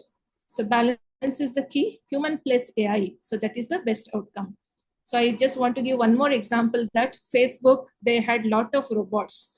And I mean, these artificial intelligence machines, they started talking with each other in their own language, it seems. So therefore, they dismantled all those robots and the machines, it seems. Just imagine, once it goes out of control, disasters can happen. Luckily, they got to know, and on time, they dismantled all those machines, and the thing stopped, it seems. So therefore, controlling authority should be on the people, not on the AI. So coming to this changing role of educators, teachers become facilitators and mentors now, because AI tools are getting used. Teachers become more like facilitators and mentors. Focus on emotional intelligence and critical thinking. So unlike otherwise, they used to teach and etc. Now emotional intelligence should be looked into, right? So like they will be acting as mentors now. Critical thinking should be enhanced with respect to student side. Leverage AI instance for instruction. Then ongoing professional development is needed. So therefore, teachers also should be educated about what is happening in the AI field, and where to put a line is a must. Therefore, teachers also should know and how it should be given to the students. They should act as the facilitators and the mentors when AI tools are used. Next slide. So lifelong learning and AI. AI supports adult learners and professional development. It is not that only in the school or only in the engineering. So lifelong learning, right? So therefore, if a person wants to learn apart from being in the school or in the college, so that facility also should be provided. And most of the universities are providing that. People can make use of that. On-demand courses adapt to learning styles. AI-based recommendations help career growth. Supports continuous upskilling in a fast-paced world. So most of the teachers are already doing this upskilling. So though we are in the teaching career or something like that, upskilling is a must, because we also should know what is happening in this fast-paced world, right? We also should upgrade ourselves. So therefore, AI tools can help us in doing all those things. And of course, we are already doing that. Like Simply Learn, various platforms are available, Coursera, Simply Learn, Stanford universities, LinkedIn University, they provide a lot of courses, and we can enroll into that. And at our own pace, we can complete those courses and get the certifications also. So this is how, there's nothing but AI tools only are used over there.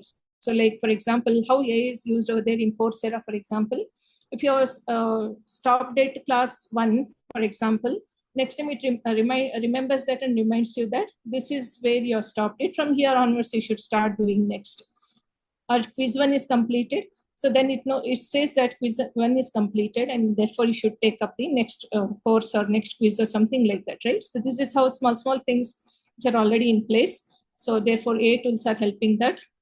Coming to these opportunities versus challenges. Opportunities, personalization. Every student will be given his own pace of learning, efficiency and engagement. Challenges are privacy, access, ethical use, right? Again, it should not be like falling into the hands of the wrong people. Then, yeah, thank you, sir. Mohammed Zahid. So educators must evaluate tools critically. As I mentioned, tools are available and teachers should facilitate and act as mentors. And balanced integration is a key to success. So it's not that everything what is available in the AI tool should be introduced to the students. What is required, only that much should be introduced. The controlling authority should be there. Yes, I will be mentioning it in the next few slides. Various AI tools which are already available. One I mentioned is Khan Academy's AI tool, which is already available. So I'll be giving few names also. You can look into it in detail, going to their websites. So next, what is AI versus ML versus deep learning, right? This is also very important.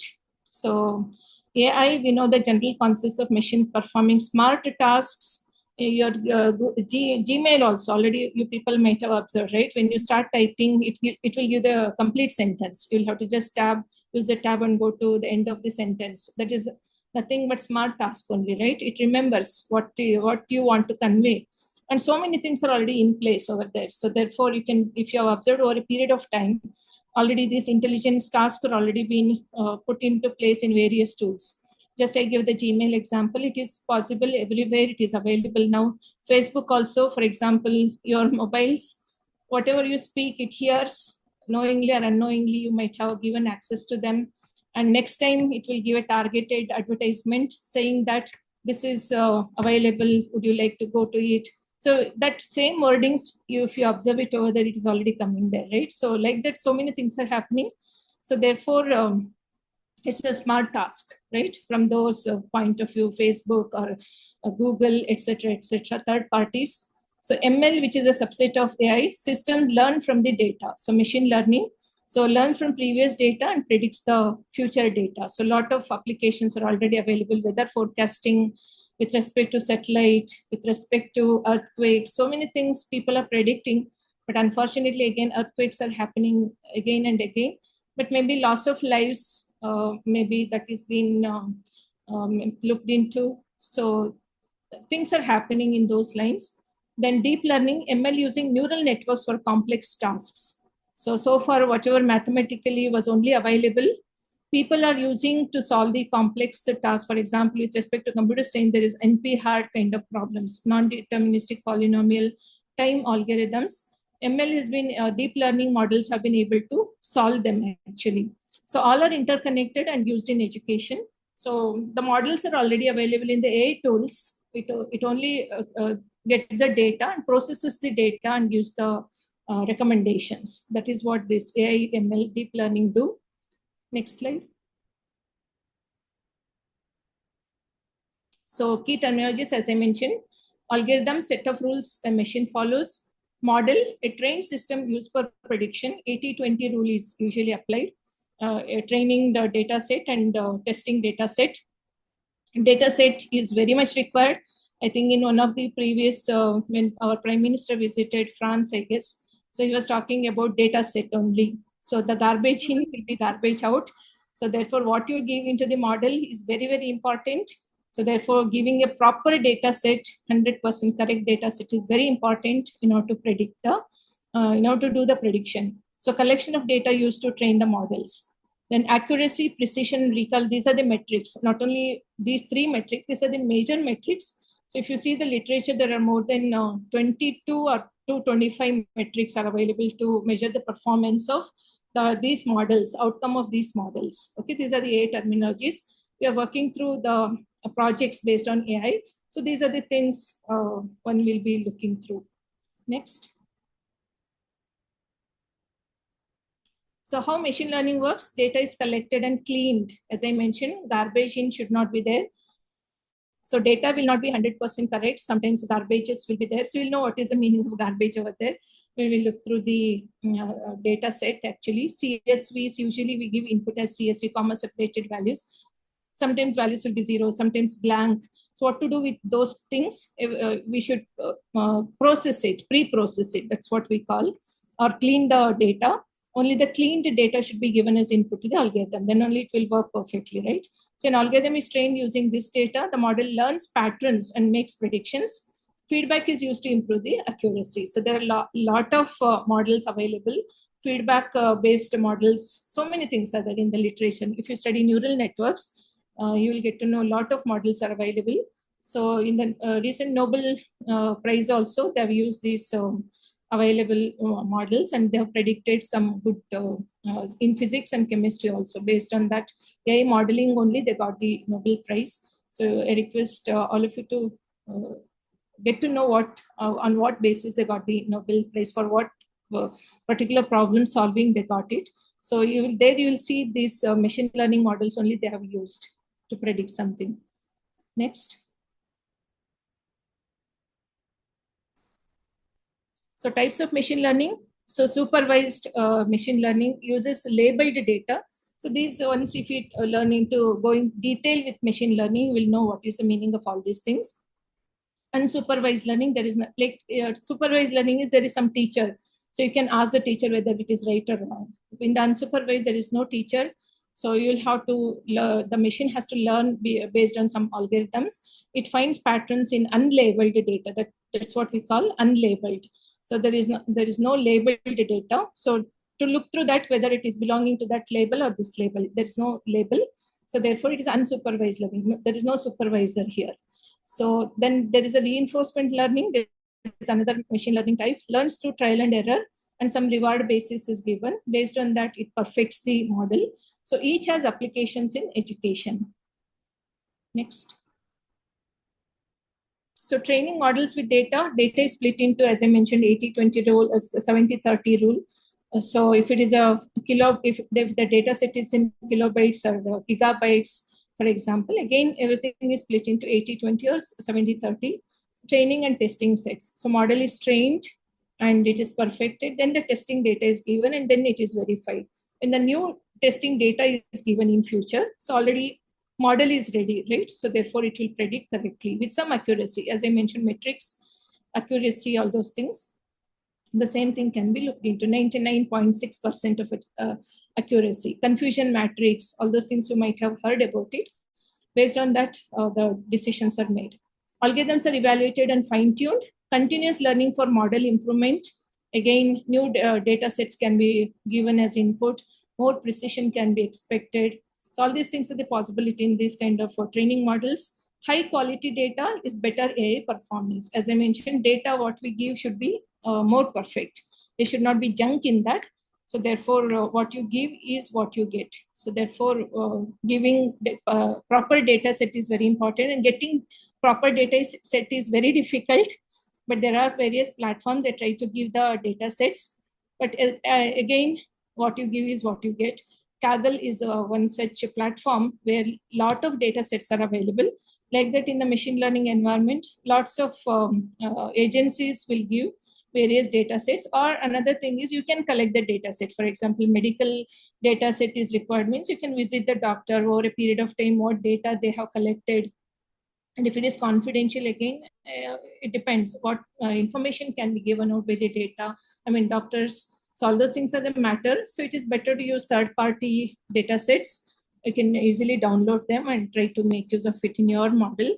But again, it is like what you give is what you get. So one should be very careful to analyze the data set also. Okay. So next. So examples of AML in EdTech, education technology, predictive analytics for student dropout risks. Okay, so most of the schools are nowadays, they are using this. Why a student wants to drop out based on previous experiences, etc. Because retaining the students is very important, right? We need to give education to them. They should complete the degree. So therefore, analyzing that is also very important. So then adaptive testing systems. So based on personalization approach. So next thing is that personalized learning recommendations. Then automatic essay scoring, grading, etc. can be done in the AI modeled this learning with respect to EdTech. LMS is another thing. Already lot of things are available. One can make use of that. Google Classroom is available. Apart from that, Khan Academy's tools and Carnegie Mellon's tools. So they themselves have developed it, and according they have started using it in their own universities. So I will be mentioning some of them in the next few slides. Next slide, sir. So common algorithms, I'll just read it out. A lot of things are there. Decision trees, neural networks, K nearest neighbors. Then each has pros and cons depending on the use. These are all embedded already in the AI tools. So if you want to deeply go into what is these things, so one can learn through these neural networks and machine learning algorithms. Next.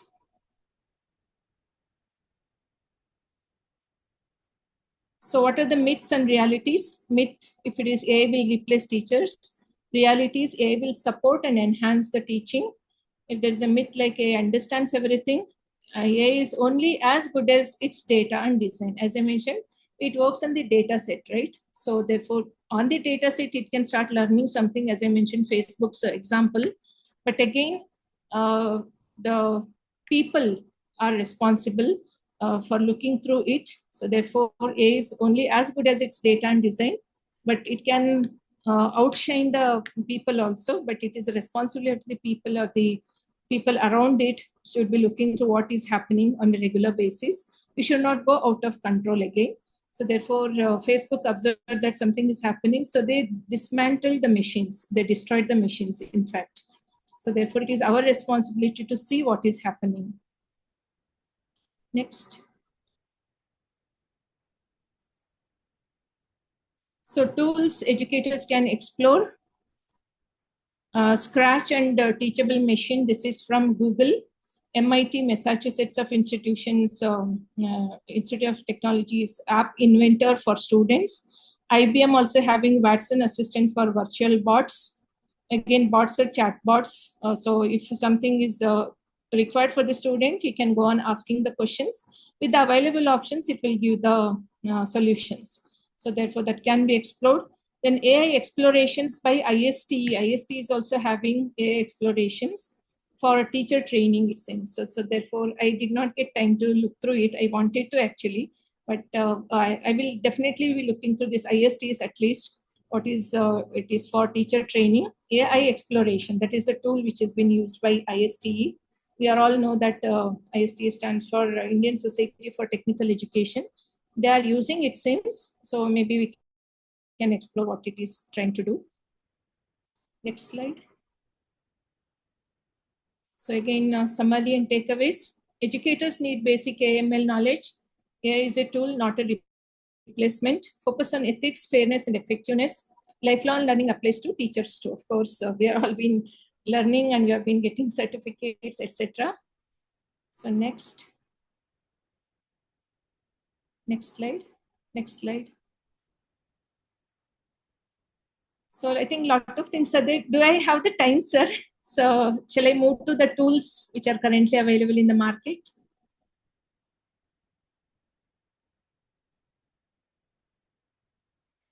Okay, so because some more things are there. What is personalized training, etc. I think already we have covered it.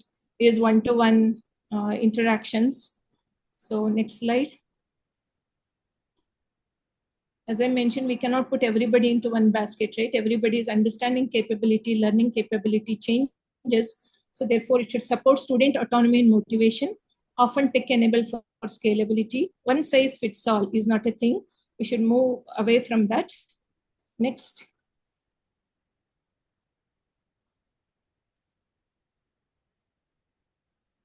So I think we can skip all these things, sir.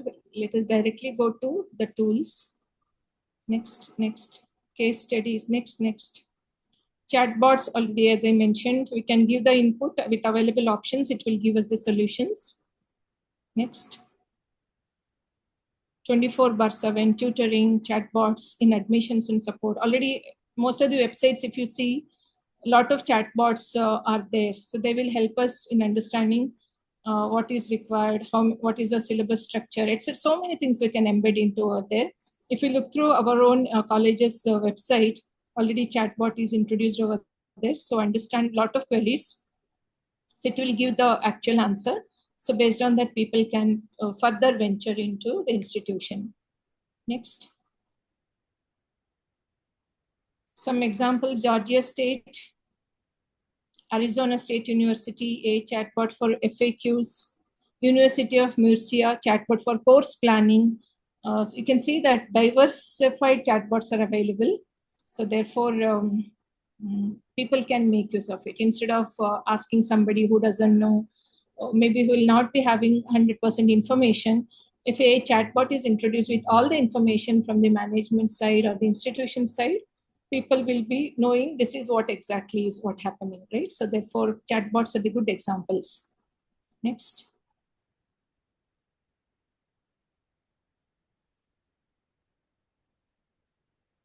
Next. All these designs using machine learning concepts. Next. I think ethics, one should look for ethics, doing what's right, fair and transparent. Important when AI affects student futures, right? Students are the student minds are very versatile and volatile. So therefore, what you feed into the student mind is what stands for their life. So therefore, it is very essential that what AI is trying to do should be monitored by the teachers. Requires thoughtful design and oversight. So bias, unfair outcomes of certain groups should not be there. May arise from training data or algorithm design. So therefore, data set is very important. So historical inequalities may influence training data, right? So one should look through what the data set containing, very, very important. So gender, race, and socioeconomic factors often skewed. So one should be very careful, can affect assessments and predictions, right? Must diversify and audit data sets. It's not that whatever data set is available and feeding it, and based on that algorithm is working. Sometimes, as it is mentioned, gender, race, and socioeconomic factors are often skewed, right? In the algorithm, if it is designed by the third party, we will not be knowing unless when that point of time comes, somebody raises the alarm. But one should be very clear with respect to what is going in to the students. Next. So stakeholders should understand how AI works. Stakeholders are nothing but the management, principal, for example, HODs, for example, teacher, for example, they are the stakeholders. And parents should also be brought into the picture whenever AI tools are given. They should be made aware that we are using AI tools for these purposes. And when something is given as a result to the parents, they should not be saying that this is not what we expected, right? So therefore, they also should be made aware of these AI tools which is used in the institution. Black box models reduce trust. Black boxes, we don't know what is happening inside. Something is happening, input is given, something is happening, output is coming, but it reduces the trust. So therefore, there should be transparency. So explainable AI increases accountability. Explainable AI is, these are the new terminologies nowadays, which should be made use of. So prompt engineering is one thing, agentic AI is another thing. Explainable AI is why what is happening, that explanation is very, very important. So therefore, explainable AI itself is another subject to be studied. I'm just bringing it to all of your notice. So help students and parents understand decisions. As I mentioned, parents also should be brought into the picture because they're also the stakeholders when we talk about the students' performance. Next.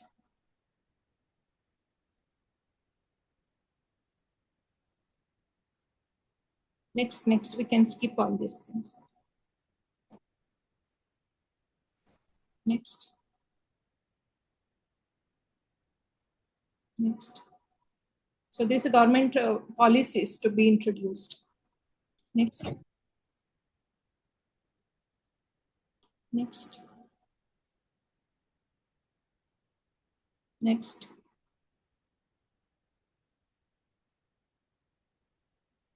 Some 10 real world success stories I just want to bring to you, then close this session. My talk. So you know that artificial intelligence has swiftly transitioned from being a futuristic concept to a practical tool reshaping classrooms and training environments worldwide.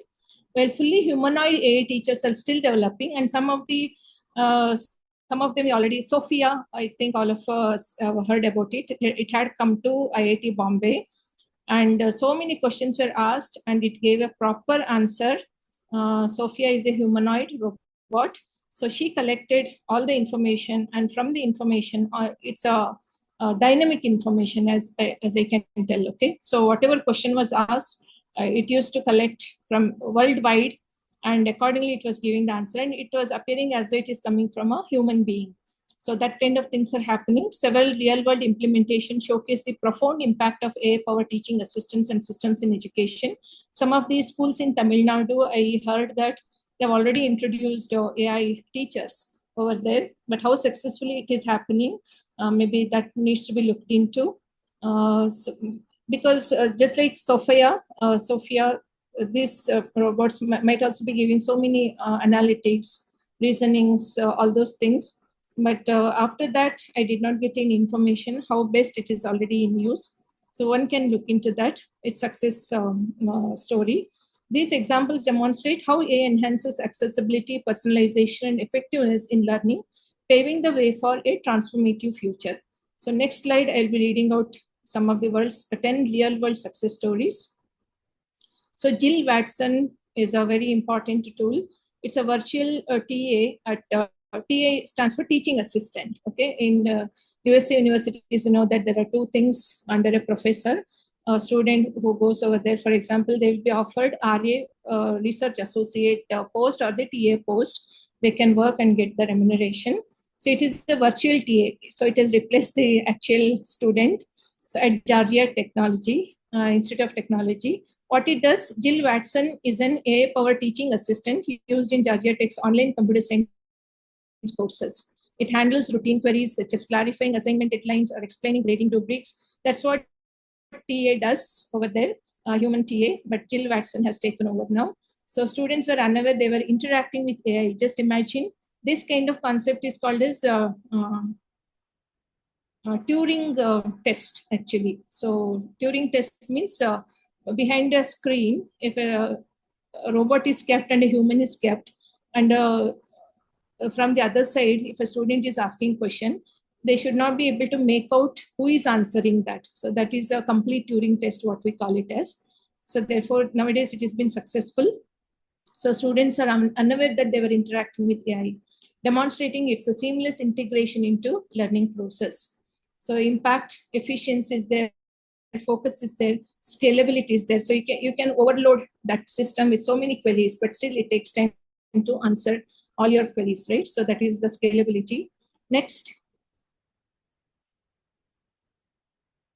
So Khan-MIGO, which I already told, it is from Khan Academy's AI tutor. What it does, it acts as a digital tutor, providing students with personalized guidance on various topics. It offers independent practice with instant feedback and helps teachers analyze student performance for targeted interventions.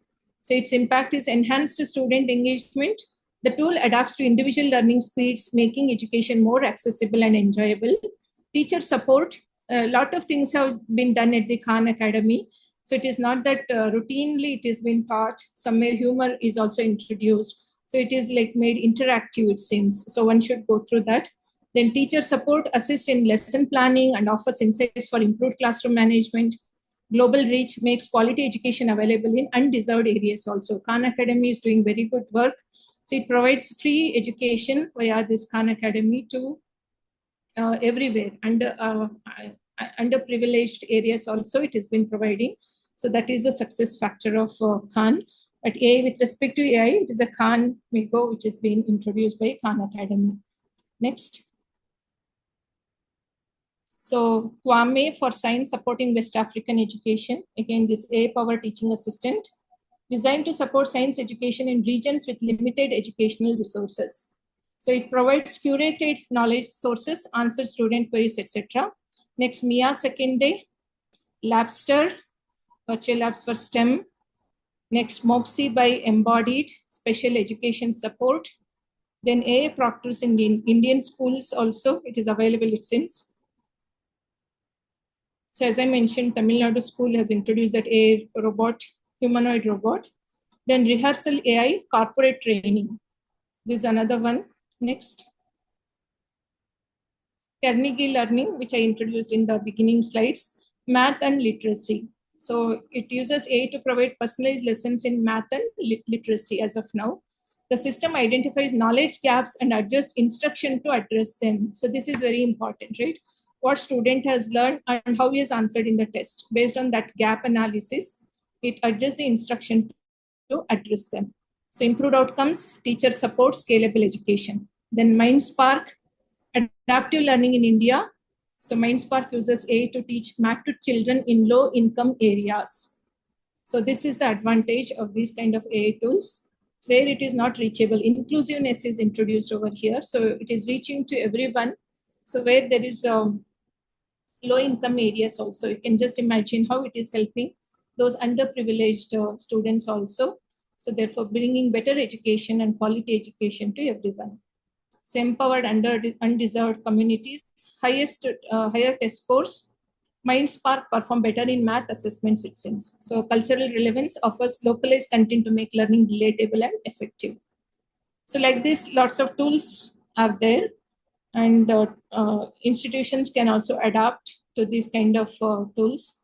So I think I will close here. Some more slides are there, but I think I have covered what is required. The way forward is AI teachers and the future of education. These real-world examples underline the transformative power of AI in education, from personalized learning experiences to bridging geographic and economic divides. You can see that it is reaching to everyone. It is not that only the financially strong students will be getting better education. It is not like that, but now it is reaching to everybody. AI-powered teaching tools are redefining what's possible in classrooms and beyond. As we advance toward fully humanoid AI teachers, these systems represent the first steps in a broader journey to make education accessible, equitable, and effective for all. Again, these ethical concepts, privacy, etc., to be looked into very carefully, because students are the building blocks of future. So what we feed into them is what will be into the society, what we feed into the society in the next coming generations. So therefore, very carefully, we should make use of these AI tools in our education system. So because we are providing education means that we are building the society for the world. So therefore, what we give in is what we get as the output. So therefore, we should, as a teacher's responsibility or the institution's responsibility or the educator's responsibilities, to look through these kind of tools and make best utilization of it in a very secure way. That is more important. And that's how it should be. So with this, I thank every one of you for patiently listening to this. And I again thank AMIEE sir for providing me a opportunity. I'm really sorry that my slides were stuck over here. Thanks for your kind help in moving through the slides. And once again, thank AMIEE Association for providing me this opportunity. Hope the session was very helpful and more insightful. And if any queries are there, if I know the answer, I will give the answer for that. Thank you so much again. And thanks. That's it. Thank you, Mom. Thank you so much for sharing your knowledge and insights. Now, let's move on to the question answer round. Our speaker is ready to address your queries. Any of the participants, if you have any question, you can ask. Kindly unmute yourself and you can ask. Otherwise, you can drop your questions in chat box. Dear participants, if you have any questions, you can ask. One question, is there any free education tools which we can use in our classroom? Khan Academy is already using, you can look into that, sir. And also in the end, also one Indian AI tool was also mentioned. You can look through them. So sometimes they will be proprietary with limited access to the things. Sometimes you may have to pay per use. So all those things are possible. But Khan Academy, as I know, it provides free education and it should be free.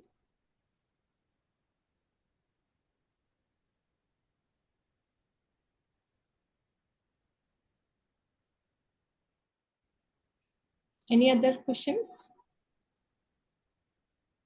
Good evening, ma'am. If no questions. Good evening, ma'am. May I audible? Hello. Good evening. Yeah, good evening, madam. Please tell me. Ma'am, what are the ethical issues connected with AI? Please explain. Yeah, ethical issues are like to do or not to do. Those are the only two things, right? So what we are trying to do with the data set, how best we are using it with respect to our requirement is one thing. And as I mentioned in one of the slides, that sometimes it is a bias towards the gender, race, ethnicity, etc. Right? So therefore, these are the ethical issues to be looked into. It should not be skewed actually. So therefore, in a class of 100 students, we don't know how the algorithm is trained. So therefore, that should be observed actually. So therefore, everybody should be treated equally. Equity should be there. Inclusiveness should be there. When we talk about education, biasing should not be there.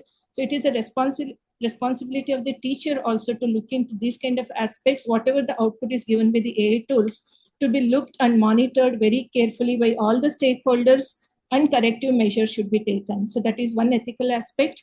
And these tools and the marks or whatever the student data should not fall into the hands of the third parties who will be using it for some unethical work or the job, right? So therefore, the data should not be leaked to the outside world. So therefore, it is a responsibility of the institution to have proper security policies. So some of the security policies, it was given in the slides, but again, it is the duty and responsibility of the institution to have all the security features in place so that our data, students' data, is not leaked to the outside world. We don't know what will happen once the photos, identity card, a photo of the student is roaming out in the outside world, right? So therefore, if it is come to know that this has come from this particular institution and it is a targeted student, they target particular student and something can happen, all those things should be looked into. Outside world, whatever they do is something different, but education is required if they're using Instagram, Facebook, etc. But again, awareness should be created. But when it comes to institutional matters, whatever the data with respect to institution they're collecting from the student, that should not fall into the hands of the wrong people outside the world. So therefore, security algorithms or security, there are so many things with respect to security also. They should have firewall mechanisms, they should have intrusion detection system mechanisms, so many things are there. Apart from that, access control mechanism should be there. It's not that every student data is available with everybody. So that also should be looked into. So like this, lot of things are there, ma'am. So it is a responsibility, and expert who are available in the institution should be made use of. It is if it is required to include tools for securing the students' data, that also should be procured by the stakeholders or the management to secure the student data. So these are the ethical issues, and that's what, as I mentioned, to do or not to do with the what to do or what not to do with the student data is to be looked into. It should be carefully thank you, ma'am. monitored and accordingly assessed. Thank you, ma'am. Okay, ma'am. Thank you. Ma'am, I have one question. Can Yes, I? ma'am. Ma'am, being a commerce and a management faculty, what tools and technologies of AI we can use for our teaching pedagogy in our college or in a field of teaching for students, for making them like focus on a study wise or whatever it may be for a future growth? What kind of AI tools we can use in our commerce and our management field for their future studies and all? Okay. I'm from engineering background, so I know most about engineering background. But when it comes to commerce or any other disciplines, for example, we can just start with exploring via Google search also. Otherwise, LMS is the Moodle LMS, which we are using as of now. It's an open source, and one can look into that actually. A lot of things are, security features are also there, access control mechanisms are there in LMS, learning management system. So we can start introducing that at regular intervals. We can post the assignments to the students because it's a teaching learning process, and we should engage the students, right, in learning processes. We can set up the quizzes over there. A lot of options are there if you look through that LMS. So we are already using that LMS for our students. Grading mechanisms are possible. Feedback mechanisms are possible. After every quiz, they will get to know what marks they have scored. And the same thing will be available to the teacher also. There will not be any refute, like teacher has not corrected it properly, something like that will never happen. So therefore, these are the LMS is one such A tool, which is already, a lot of the things are automated. AI is nothing but smart, right? So we wanted smartness in our system. So LMS is one thing. You can start using that LMS as of now. Meanwhile, I'll also try to search. Khan Academy might be providing with respect to management also, because a lot of courses I got to know that Khan Academy is also providing. So therefore, I'll just try to search with respect to commerce and management put together. I'll try to post it in the group so that we can make use of open source also. I will try to tell it. And otherwise, third-party agencies who might charge per student basis also, I'll try to post it in the group. You can explore that, ma'am. Thank you, ma'am. Thank you so much. Thank you. Thank you all. I think so we can wind up the session here. So thanks for the opportunity. And thanks for the nice introduction. Thanks, AMIEE sir, for inviting me for this, and of course for the AMIE Association. I'm happy to be part of this, and it has given me very good platform to give my thoughts on this AI in education. Thank you so much. Thank you, ma'am, for that insightful presentation.